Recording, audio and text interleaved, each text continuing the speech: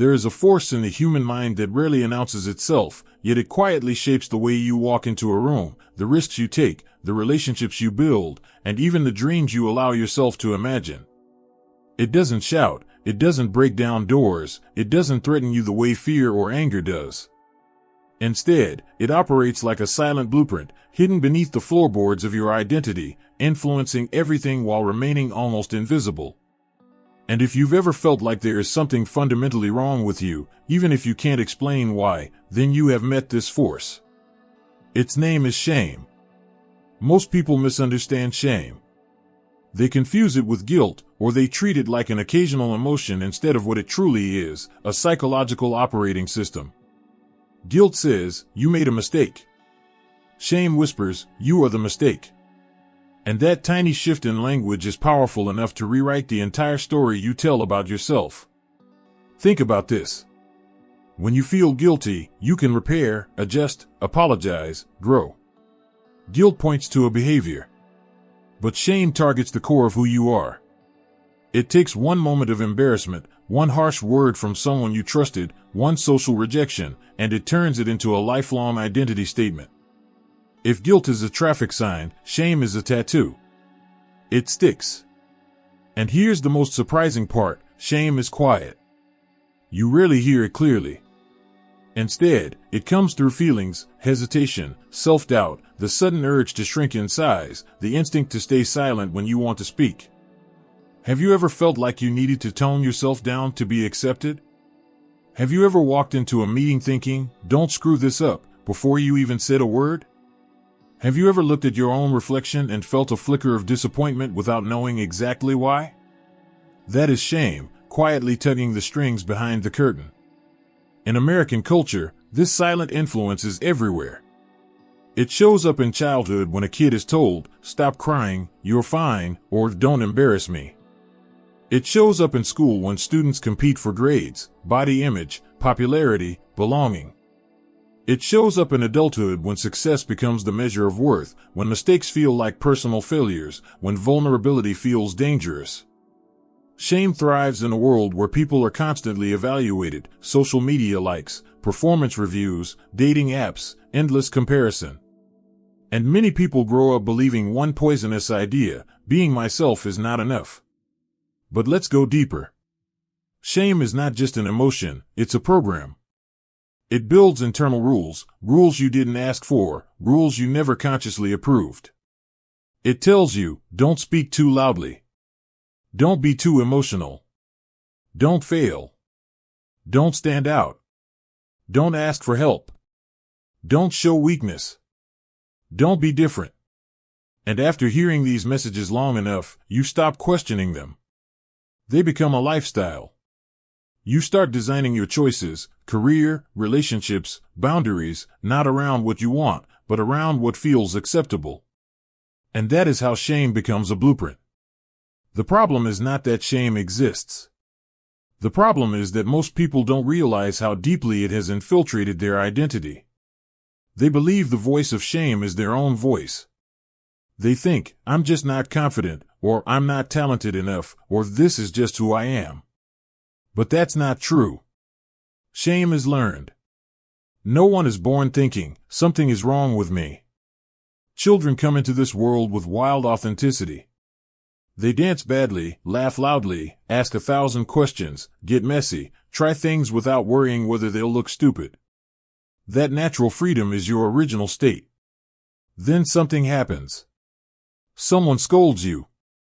Someone mocks you. Someone rejects you. Maybe it's a parent who was stressed, a teacher who didn't know better, another kid who projected their own insecurity onto you. And little by little, you stop being fully yourself. You start editing, filtering, trimming off the parts that seem risky. And eventually, you forget that you're editing at all. Shame is so subtle that it convinces you its rules are common sense. But ask yourself, how many decisions in your life have been guided by fear of judgment rather than genuine desire? How many opportunities have you avoided because some quiet inner whisper said, don't even try? How many times did you stay silent when speaking your truth would have changed everything? The truth is this: shame doesn't just affect how you feel about yourself. It affects how you live. It shapes your relationships, making you hide parts of who you are. It shapes your career, making you settle for less than you're capable of. It shapes your self-worth, making you place your value in performance instead of humanity.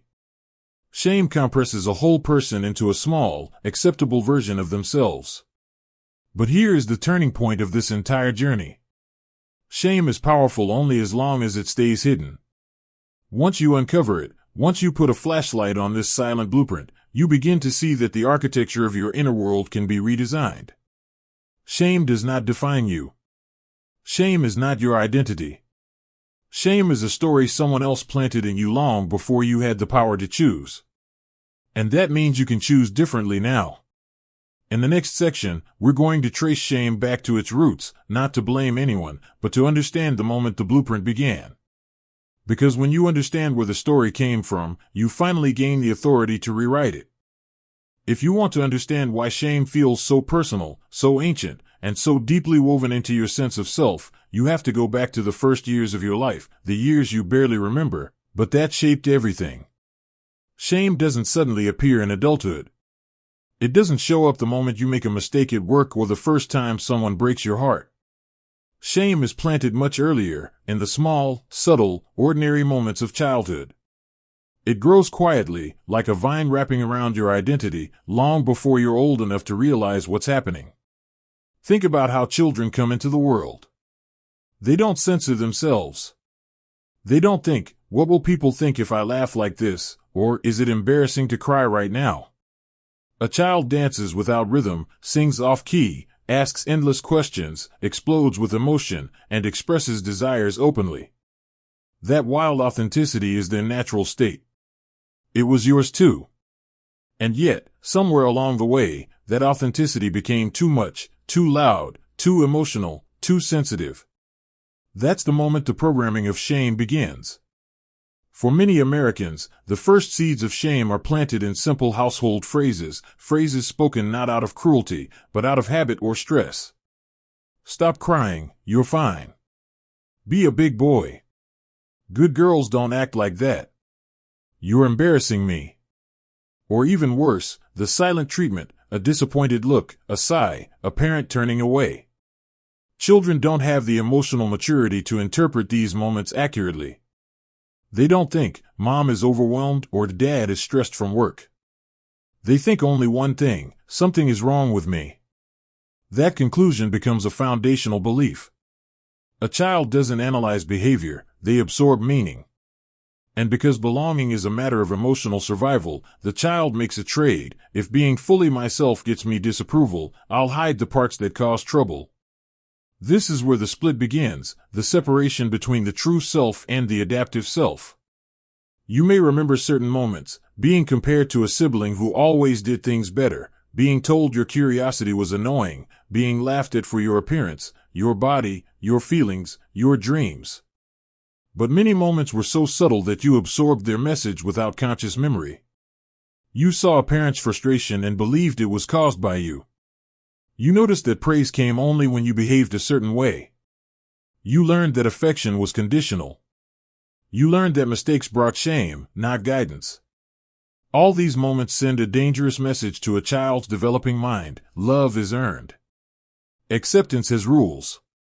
If I want to belong, I have to change who I am. Children will do anything to belong, even if it means abandoning their own authenticity. This is how the false self is born. John Bradshaw called it a survival structure. Jung called it the persona. It's the emotional mask a child builds to stay safe in an environment that feels unpredictable or demanding. The false self isn't evil. It's protective, useful, intelligent. But it comes at a high cost. Every time a child hides a part of themselves, they store it like a locked box deep inside. And as the years pass, that box grows heavy, so heavy that by adulthood, many people walk through life carrying wounds they don't even know exist. Think about how this plays out in real American childhood. A boy who cried easily is told to man up, so he learns to bury sadness under silence. A girl who asks too many questions is called dramatic, so she learns to mute her curiosity. A child with a big imagination is told to be realistic, so they begin shrinking their dreams. A sensitive kid is labeled weak, so they build a tough shell that hides every genuine feeling. And the tragedy is, as adults, these kids forget that the shell was ever optional. Shame takes root precisely because children do not have the power to question the behavior of adults. They don't say, "My teacher was harsh today." They say, "I'm stupid." They don't think, "My parent is emotionally unavailable." They think, "I'm unlovable." They don't believe, "My caregiver is overwhelmed." They believe, "I'm the problem." This simple misunderstanding becomes the core wound of shame. As those children grow into adults, the false self doesn't disappear, it becomes the default operating system. People start living behind the mask as if it were their real identity.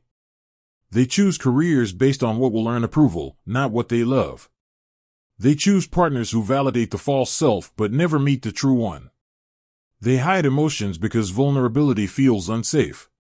They silence their desires because wanting too much feels selfish or ridiculous. The child who once believed something is wrong with me becomes an adult who feels not enough in every room they walk into. And here's the painful irony, adults often repeat the same patterns they suffered from, not because they're cruel, but because internalized shame becomes a self-reinforcing cycle. A parent who was shamed for being sensitive may shame their own child for having big feelings. A person who grew up being judged may become hypercritical of others. Shame teaches us not only how to see ourselves but how to see people in general. But none of this is destiny. It's conditioning. And conditioning can be rewritten. When you recognize that the roots of your shame do not come from your essence but from your early environment, you reclaim your power. You begin to see that the parts of yourself you hid, your creativity, sensitivity, curiosity, ambition, vulnerability, were never flaws. They were simply misunderstood.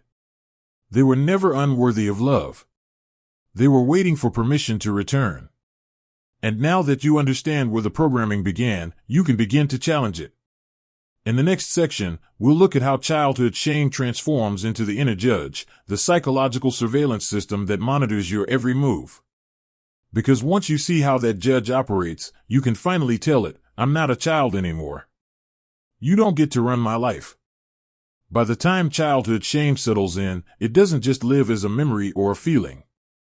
It evolves. It matures. It transforms into something far more powerful, an internal authority figure that polices your every move. It's no longer about that one moment when a parent snapped at you or the teacher who mocked you in front of the class. It becomes an entire inner system, a constant monitoring mechanism that evaluates everything you do, everything you say, everything you feel. And most people don't even notice when it takes over. They simply grow up believing the voice in their head is their own. Let's talk honestly. Have you ever heard a voice inside you say, "Don't say that, they'll think you're stupid," or "Don't try that, you'll fail," or "Better stay quiet, better stay small, better not draw attention"? Have you ever felt a sudden wave of embarrassment just for being yourself, for laughing too loud, feeling too much, wanting something deeply? That voice, that tightening in the chest, that impulse to shrink, it's not intuition. It's not realism. It's the internalized shame of your childhood, now dressed up as an inner judge. The inner judge doesn't scream. It whispers. And because it whispers, it feels like reason. It feels like caution. It feels like just being responsible. But what it really is fear, fear you were taught long before you could defend yourself. And fear disguised as wisdom is one of the most dangerous forces in a person's life. Michel Foucault, analyzing systems of control, talked about how power becomes most effective when it's internalized, when people begin to police themselves even without supervision. He used the metaphor of the panopticon, a prison where inmates behave as if they're being watched at all times, even when no one is actually watching. Shame works exactly the same way. Childhood taught you that being fully yourself was risky, and now the inner judge makes sure you never forget those lessons. Imagine walking through life with an invisible security camera pointed at you 24/7. You don't dance because the camera might judge you. You don't speak up at work because the camera might find you ridiculous. You don't try a new relationship because the camera might catch your vulnerability. You don't pursue a dream because the camera doesn't believe in you. That's shame's surveillance system. And the camera isn't out there. It's in your head. Let's look at how this plays out in everyday American life. You want to present an idea in a meeting, but something freezes you. Some part of you says, "Don't embarrass yourself." That's the judge. You want to express how you feel to a partner, but your throat tightens. That's the judge. You want to try something new, switch careers, start a business, move to a new city, but you feel unqualified before you even begin. That's the judge. The saddest part? Most people think this internal voice is helpful. They think it's keeping them safe, realistic, grounded. But the truth is, the inner judge isn't trying to protect you from failure, it's trying to protect you from exposure. Exposure to judgment. Exposure to vulnerability. Exposure to being seen fully, without filters or armor.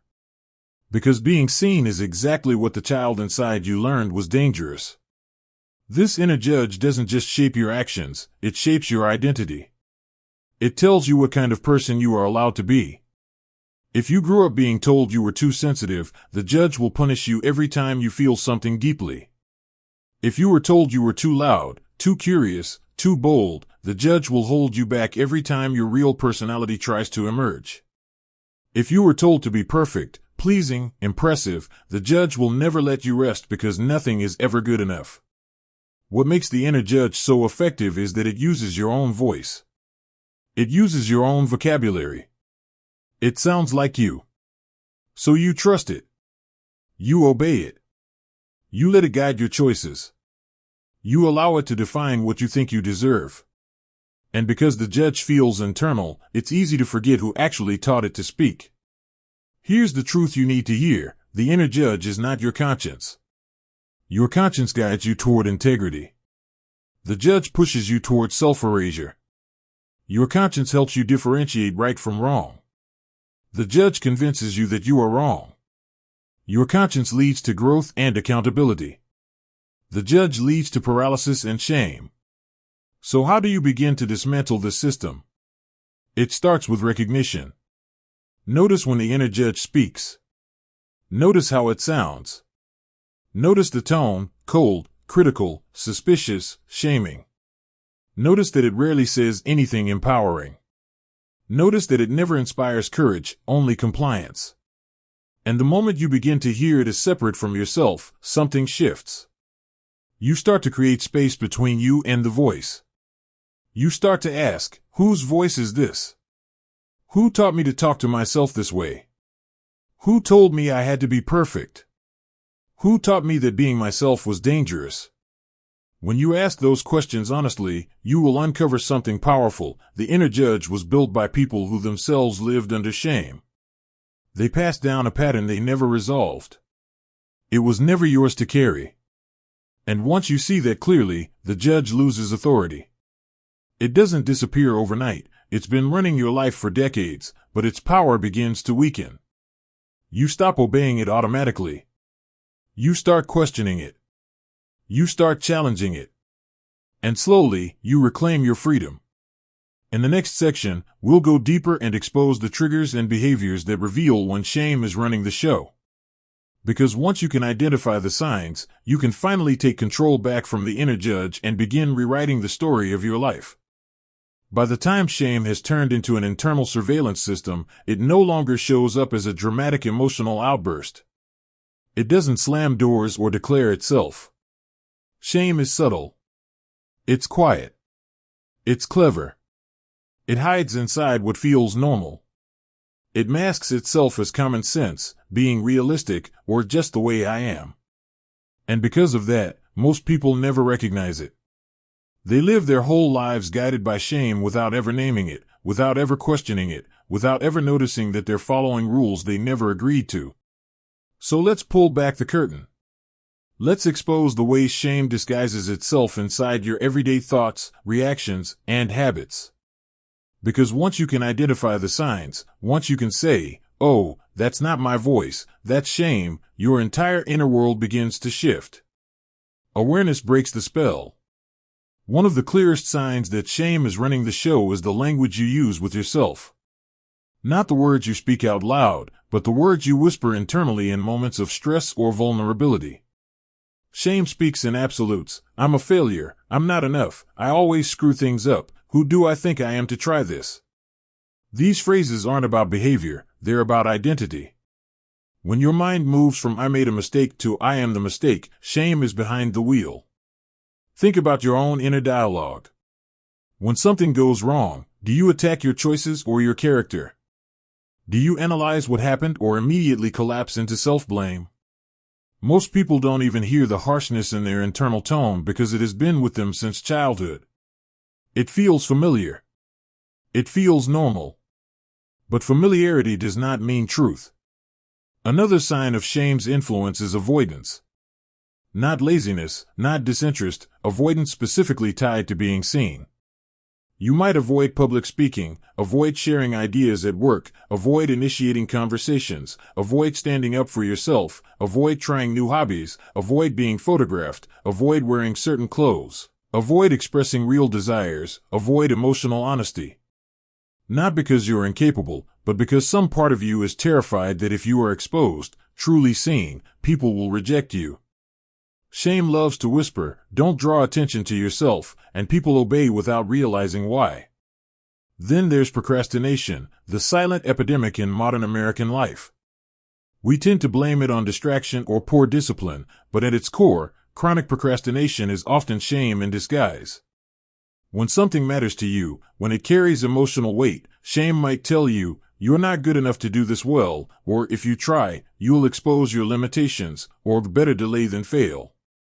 And so you stall, you freeze, you wait. Not because you don't want to act, but because taking action feels like a risk of being judged. Perfectionism is another mask shame wears, one that society often celebrates as ambition or high standards. But perfectionism isn't excellence. It's fear. It's the belief that unless something is flawless, you don't have the right to exist proudly. Perfectionism is shame's way of saying, if you stop striving, even for a second, people will see the real you, and they won't like what they see. And then there is people-pleasing, one of shame's most well-trained behaviors. When your sense of worth depends on how others perceive you, you start bending, shaping, adjusting your behavior just to keep approval flowing. You say yes when you want to say no, you apologize for things that aren't your fault. You hide your needs. You avoid conflict at any cost. You become whatever version of yourself you think will be accepted. This isn't kindness. This is survival. This is the echo of childhood fear, the fear that being yourself is dangerous. Social withdrawal is yet another expression of shame. Some people retreat not because they dislike others, but because they dislike themselves around others. Shame keeps them convinced that they don't belong, that they're not interesting enough, attractive enough, smart enough, successful enough. So instead of risking rejection, they voluntarily step out of the arena. They become invisible. They fade. Finally, we have projection, the uncomfortable truth nobody enjoys confronting. People who carry shame often become judgmental, critical, or harsh toward others. It's not because they're cruel, it's because they're hurting. Shame teaches you to judge yourself mercilessly, and eventually, you start seeing the world through the same unforgiving lens. You criticize others for being what you're afraid to be. You condemn behaviors you secretly long to express. You try to shrink the world to match the size that shame has shrunk you. All of these signs, self-criticism, avoidance, procrastination, perfectionism, people-pleasing, withdrawal, projection, are not random personality traits. They are symptoms of shame's presence. They are behaviors built to avoid pain, avoid exposure, avoid judgment. And the most painful part? People often think these behaviors mean there's something wrong with them as individuals. They think their hesitation, their fear, their emotional patterns reflect personal weakness. But none of this comes from weakness. It comes from conditioning. And conditioning can be unlearned. When you start identifying these behaviors as manifestations of shame, a powerful shift happens. You stop blaming yourself and start observing yourself. You begin separating your identity from your programming. You realize, this isn't who I am. This is what I was taught to be. And that awareness opens the door to the next stage, the stage where shame's power finally begins to crumble. In the next section, we'll explore the tool that dismantles shame at its core, self-compassion. Not the fluffy, surface-level kind, but the fierce, truthful, grounding compassion that rewrites the entire inner operating system. Because once you stop fighting yourself and start supporting yourself, shame loses the home it's lived in for so many years. If shame grows in silence and controls you through fear, then it makes sense that the antidote is something shame despises, something it cannot coexist with. And that force is self-compassion. Not the cliché version, not the just love yourself slogans printed on mugs, but the real, fierce, grounded kind of compassion that rewires the nervous system and rebuilds your internal world from the inside out. Most people misunderstand self-compassion. They think it means letting yourself off the hook, avoiding responsibility, lowering standards. But true self-compassion is the opposite. It's courage. It's emotional maturity. It's the ability to see the truth about yourself without collapsing into self-attack. It's the willingness to sit with your pain instead of running from it. Self-compassion doesn't make you weaker, it makes you stronger because you stop fighting yourself and start supporting yourself. Kristin Neff, who pioneered the research in this field, describes self-compassion as a powerful form of emotional regulation. When shame throws your nervous system into threat mode, compassion brings you back into safety mode. And think about this, no one grows in threat. You grow in safety. You grow when your body stops bracing for impact. You grow when the war inside you quiets down long enough for you to hear your own truth. But before you can cultivate self-compassion, you have to confront the internal voice of shame. For years, maybe decades, this voice has declared itself the authority. It has judged you, limited you, silenced you, scolded you, humiliated you. And because it sounded like you, you believed it. You trusted it. You used its words as the foundation of your identity. So the first act of compassion is not gentle. It is rebellious. It is the moment you finally ask, who taught me to speak to myself like this? That question alone can shake the architecture of shame. Because when you trace the voice back, when you look honestly, it rarely belongs to you. It belongs to a parent who never dealt with their own wounds. A teacher who projected their insecurity onto you. A peer who mocked you because they were afraid of being mocked first. A culture obsessed with performance, perfection, and image. You begin to realize that shame is inherited, not earned. It's passed down like emotional DNA, a pattern repeating itself across generations until someone stops and says, enough. That someone can be you. Self-compassion starts with recognizing that you are not the problem, you are a person who learned shame. And anything learned can be unlearned. Anything built can be rebuilt. So how do you practice self-compassion in a way that truly disarms shame? It begins with presence, the ability to sit with your pain without abandoning yourself. When embarrassment hits, when failure stings, when fear rises, shame wants you to attack yourself. Compassion wants you to stay. To breathe. To acknowledge the hurt without adding more. It's the internal shift from what's wrong with me to this is hard and I'm doing my best. It seems simple, but neurologically, it's radical. You redirect the emotional energy from self-destruction to self-support. Next comes the perspective shift. Self-compassion means remembering that being human is not a flaw, it's a shared experience. Every person you admire has failed. Every strong person you know has broken down. Every confident person has doubted themselves.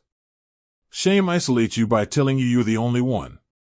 Compassion reconnects you by reminding you you're not alone. You are part of a human story that includes imperfection, learning, rebuilding, and becoming. Then comes the hardest part, speaking to yourself as you would speak to someone you love.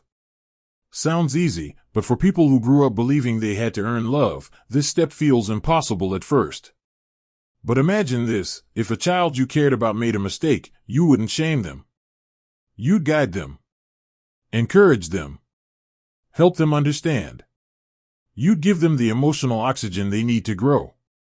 That instinct, gentle but firm, supportive but honest, that's self-compassion.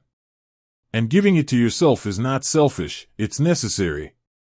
As you practice compassion, something remarkable happens.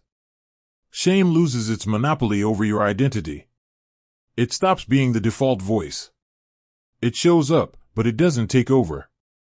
It whispers, but you don't believe it. It tries to trigger old patterns, but you see them before they unfold. Slowly, the internal system shifts. Instead of the judge running your life, a wiser, calmer, kinder presence begins to take its place. This is where the real transformation begins. You stop avoiding challenges because you no longer fear your own reaction to failure. You stop pleasing people because your worth is not dependent on their approval. You stop chasing perfection because you understand that growth requires vulnerability. You stop shrinking, hiding, apologizing for who you are. You start choosing yourself, supporting yourself, believing yourself. And here's the turning point, the moment everything changes, the realization that your shame was never a reflection of your worth. It was a reflection of what you were taught to believe. The voice that wounded you was never your truth. Your truth is deeper, stronger, kinder, and self-compassion is the doorway back to it. In the next section, we'll explore the final stage of this journey, bringing shame into the light so it can no longer control you. Because once awareness meets compassion, you gain the one thing shame can never survive, authenticity. Shame is a master of shadows. It thrives where things are hidden, unspoken, unexamined. It grows in the corners of your mind where light has never been allowed to reach. And for years, maybe most of your life, you carried this weight quietly, believing that silence protected you. But silence never protected you. It protected the shame. The moment you bring shame into the light, everything changes. Because shame has power only when it stays in the dark. Let's be honest, exposing the parts of yourself you've kept buried feels terrifying. It feels like opening a door you've kept locked for decades. It feels like stepping onto a stage without armor, knowing everyone can finally see you. But the truth is, the moment you shine light on shame, even just through awareness, through naming it, through telling your story to yourself, its grip begins to loosen. Not because you eliminate it, but because it can no longer operate as an invisible puppeteer. Think about this. Shame depends on secrecy. It depends on you believing that your pain, your insecurities, your past, your mistakes make you unlovable or broken. But when you dare to look at those parts with honesty and compassion, shame loses its camouflage. It becomes what it truly is, not a truth, but a story. Not identity, but conditioning. Not a definition of who you are, but a reflection of what you learned. And once you see that clearly, the prison door you thought was locked suddenly stands open. Bringing shame into the light doesn't mean telling everyone your deepest wounds. It doesn't mean exposing yourself to people who haven't earned that privilege. It means acknowledging your truth, to yourself first. It means saying, yes, this is what I've been carrying, and I'm done pretending it doesn't exist. It means refusing to hide from your own story. Because authenticity isn't about confession, it's about alignment. When your inner truth matches the life you live on the outside, there is no room for shame to hide. This is why emotional honesty is so powerful. Think about the moments in your life when you felt truly connected to someone, deeply, meaningfully connected. Those moments didn't come from perfection. They didn't come from pretending everything was fine. They came from vulnerability, from authenticity, from truth. Real connection is born in the places where shame has no power. And it's the same with self-connection. You cannot build confidence on top of pretend. You cannot build strength on top of denial. You cannot build self-respect on top of hiding. You build it through truth, sometimes uncomfortable, sometimes raw, but always liberating. So how do you bring shame into the light? Start by naming it. Name what hurts. Name what you avoid. Name the voice that tells you you're not enough. Describe it. Write it down. Speak it in a journal. Bring form to what has always been formless. Shame can't survive being named. Next, tell your story somewhere safe. This might mean therapy. It might mean talking to one trusted person. It might mean writing a letter you'll never send. It might mean saying the truth out loud in an empty room. What matters is breaking the silence. What matters is refusing to let shame convince you that your story is too dark, too heavy, too messy. Because the truth is, the moment you speak it, it becomes lighter. Then, practice living in alignment with your authentic self. This doesn't require dramatic declarations. It might mean allowing yourself to set a boundary you used to avoid. It might mean expressing an opinion instead of staying silent. It might mean exploring a dream you've always dismissed as unrealistic. It might mean showing emotion in front of someone who matters to you. Every small act of authenticity weakens shame's foundation. Every honest step expands your freedom. And here is something you need to hear, maybe more than anything else today: you don't have to earn love, respect, or belonging. You never did. You don't have to be perfect to be worthy. You don't have to hide to be accepted. The parts of you that you've been ashamed of, the ones you believed were unlovable, are the same parts that make you human, relatable, real. Shame told you that if people saw your true self, they'd turn away. But real love, real connection, real community, those things can only exist when you show up as your true self. The version of you that's imperfect. The version that's healing. The version that's becoming. And becoming is exactly what you're doing. You're shedding layers that never belonged to you. You're questioning beliefs that were handed to you before you had a voice. You're rewriting internal stories that were written by fear, not truth. You're choosing authenticity over approval. And in doing so, you're stepping into a life where shame may still knock, but it no longer owns the house. So let this be your declaration, not to the world but to yourself: you are not broken. You are not defective. You are not the mistakes you made, the words someone threw at you, the moments you wish you could redo. You are a whole, worthy, resilient human being who has survived things you rarely give yourself credit for. And the fact that you're reading this now means you're ready for something bigger. Something freer. Something truer. If you want a single sentence to carry forward, take this: shame loses its power when you step into the light of your own truth. And if this message touched something inside you, say it out loud or write it down. I choose truth over shame.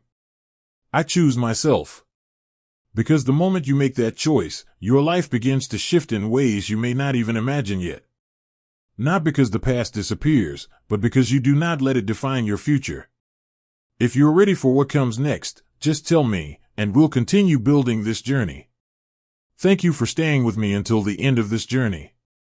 I know your time is valuable. If this message spoke to you, if it gave you even one moment of clarity or peace, I'd be grateful if you'd let me know. A simple like, a comment with your thoughts, or subscribing to the channel helps this community grow, and it helps more people who might need these words to find them. Share your reflections below. I do read them. I'll see you in the next chapter.